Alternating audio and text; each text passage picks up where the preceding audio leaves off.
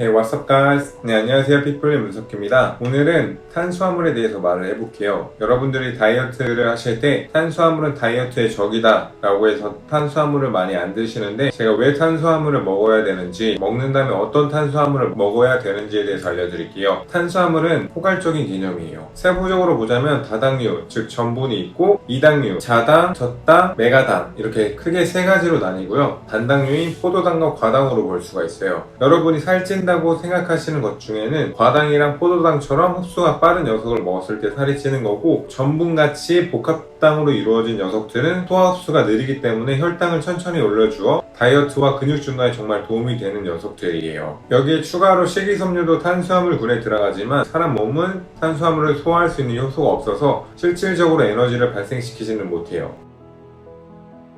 제가 강조하는 탄수화물군은 다당류, 즉 전분류예요. 앞에 있는 고구마 같은 경우에 대표적인 다당류에 속해요. 현미밥, 통밀빵 같이 복합당으로 이루어진 녀석들을 드시게 되면 탄수화물과 근육 증가에 도움이 됩니다. 그 이유는 우리 몸은 탄수화물을 먹게 되면 바로 에너지로 사용하지 못하고 포도당이라는 단위 분자로 분해를 해서 흡수를 하는 과정이 이루어져요. 복합당 같은 사슬 구조가 단단한 녀석들은 바로 사용할 수 없기 때문에 단단히 붙은 사슬을 분해를 해야 되고, 분해되는데 시간이 걸리고 또 분해될 때 에너지를 사용을 하게 되는 거예요. 복합당 위주로 식사를 하게 되시면 혈당이 급격하게 오르는 일 없이 꾸준히 혈당을 공급할 수 있고, 반대로 단당류 같이 포도당 같은 녀석들은 대표적으로 과자에 들어가는 박력분이 있겠고, 설탕류, 과당류 같은 경우에는 바로 우리 몸에 흡수될 수 있는 높은 에너지이기 때문에 먹는 순간 혈류를 통해 빠르게 에너지를 공급을 해요. 그만큼 빠르게 우리 몸에 저장을 하기 때문에 그 양을 넘어서는 경우가 흔해요. 저장할 수 있는 양을 넘어서게 되면 지방으로 축적해서 저장하는 경향이 있어요. 물론 너무 과도하게 먹게 되면 소변으로도 배출되는 과정이 이루어지지만,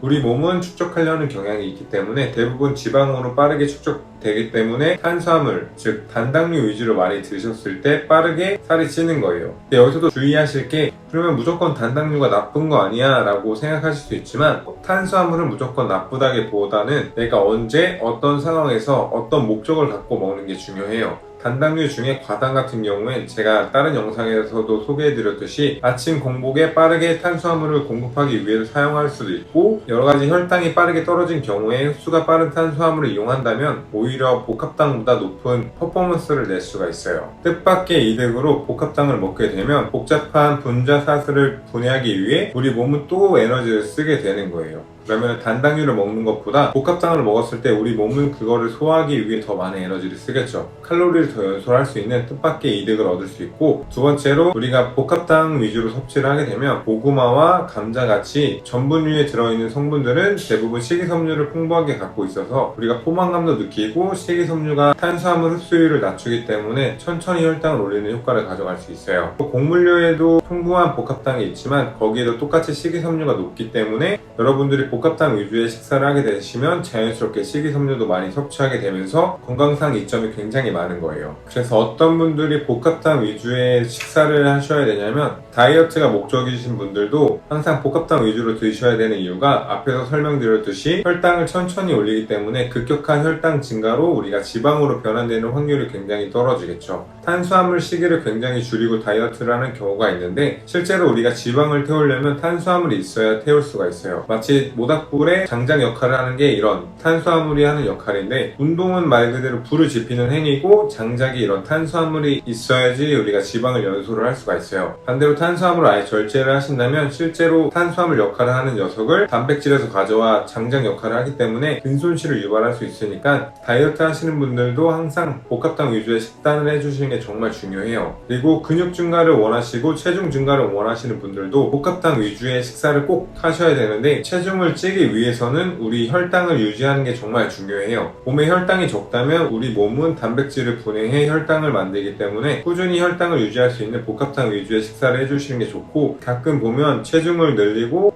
근육을 만든다고 햄버거를 하루에 4개, 5개씩 먹는다거나 몽쉘 한 박스를 먹는다는 식의 벌크업이나 체중 증가를 꾀하시는 분들이 있는데, 실제로 그렇게 되면 탄수화물도 많이 먹지만 지방 함량도 굉장히 많이 섭취하게 되어 혈관벽에 굉장히 높은 지방이 침착될 수가 있어요. 체중은 빨리 늘겠지만 실제로 느는 체중은 근육이 아니라 지방이 붙게 되겠고, 높은 포화지방 섭취에 따른 건강을 잃을 수가 있으니까 근육 증가와 체중 증가를 원하시는 분들도 복합당으로 꾸준히 혈당을 공급해줘서 단백질 손실을 최소화하면서 근육을 늘리시는 게 가장 좋은 방법이고, 복합당을 드시면서 웨이트 트레이닝에 높은 힘을 쓰면서 근육을 증가하신다면 훨씬 더 건강하게 근육도 만들고 몸도 건강한 몸을 유지할 수 있는 좋은 방법이니까 다이어트든 근육 증가든 꼭 복합당 위주의 식사를 해주시는 걸 추천드릴게요. 이렇게 탄수화물에 대해서 얘기를 해봤는데, 여러분이 항상 식사에 탄수화물은 줄인다고 생각하지 마시고 복합당 위주의 풍부한 식이섬유와 함께 드시는 걸 추천해드리고, 단당류, 즉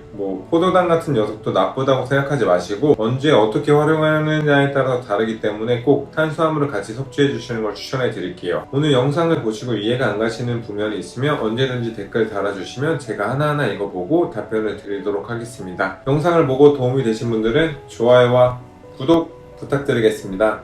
Thank you guys.